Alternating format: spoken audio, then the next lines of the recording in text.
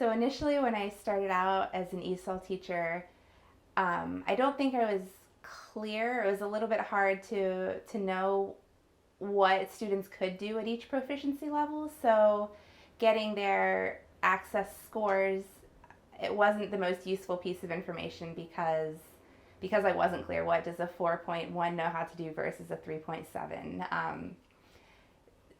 So becoming more familiar with WIDA and the can-do descriptors and what students can do at each level, it just took a little bit of time and digging around to become more familiar with that. But also looking at, they have an overall level, which is the composite score across their 4 domains, but the domains are weighed differently.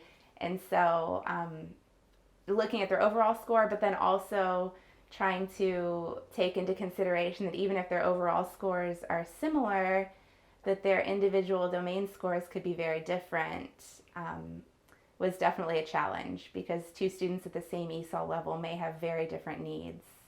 So that was a big challenge to start out. Become more familiar with the can-do descriptors, and that is a good guide to know what you can expect out of students, what they can produce, in speaking or writing at each level. So what's fair to expect and what's fair to assess them on. But it is still a challenge, I would say. And the other thing that I still find challenging is that their access scores are not always a true reflection of their proficiency levels. A lot of them, especially for the speaking domain on the test, get very nervous and clam up. And so I think I know that their speaking scores are artificially low a lot of times and not reflective of their true abilities. And I think that that's also true for writing, but specifically speaking. So I'm getting better at knowing how to use the information, but also learning not to trust the information as much as I did at first.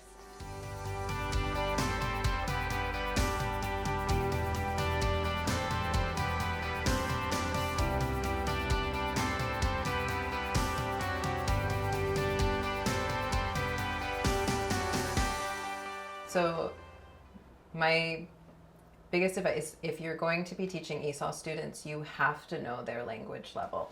And so going to your ESOL department chair, if you can't find that data, going into whatever your testing center is, somewhere in your databases it's archived for you, or your ESOL teachers will know that information. And you don't have to be completely fluent in all of the rubrics and all of the can-do descriptors in your first year working with ESOL students, but having a sense of where they are on that scale of, are they a newcomer and what that means versus someone who is proficient and what they might need to work on. It's helpful because you can see a larger picture of students. So if you notice a student is struggling and then you look at all 4 of their domains, you can see some interesting things. You can see how a student might have almost a perfect proficient score in listening, but have a newcomer level in reading. And those can be some red flags to things happening instructionally. There can be some linguistic signs of possible triggers for needing a sit meeting or monitoring students for possible SPED issues. And it's also good to look at historical trends. So if you're able to look at a year before, you notice there's stagnation in a student. These are all things that can help you really help inform what you maybe observed that was going on with students if you didn't know their WIDA access, if you didn't know their language proficiency level. So I use the language proficiency levels, the data of language proficiency levels on my students to put them in groupings. So all of my teaching is groupings. At the very minimum, it's pairs. I very rarely ever have students working individually unless it's something like a quarterly writing assessment. And I use it to inform how I pair them up, who they're working with. Do I have them with someone at their same level, or do I have them with a support person? Do you have someone who's a stronger speaker mixed with someone who's a stronger reader, so that they can be more successful with completing the task? And then there's like a built-in scaffold with their classmate.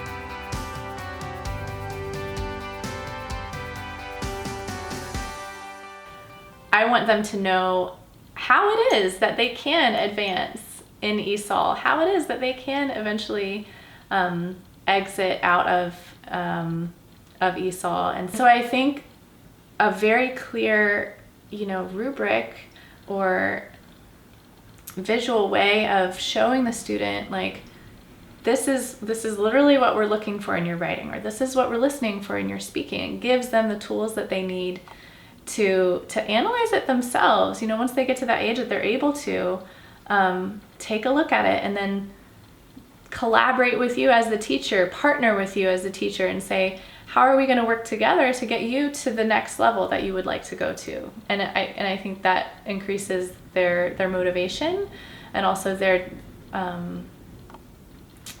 just their self-efficacy as learners as well. So I can say things to the student like, does that sentence have details? Because I'm looking, the more we move up in the WIDA levels, the more detailed and complex the sentences get, the more specific the vocabulary gets. So when I drill it down to the three main areas of sentences, vocabulary, and the discourse, those are the three areas that I can create a rubric that's in student-friendly language and give them, like, this is what I'm looking for.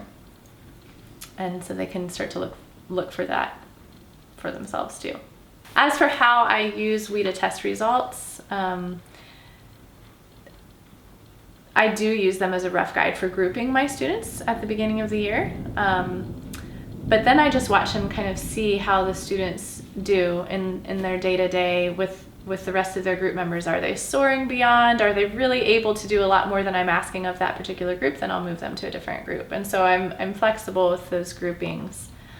Test scores are just one measure, and I do take standardized test scores with a big grain of salt, because there's so many factors that can influence how a student will perform on test day. A lot of what my job is trying to weave together the language goals that we have for the students with the content goals that are there already.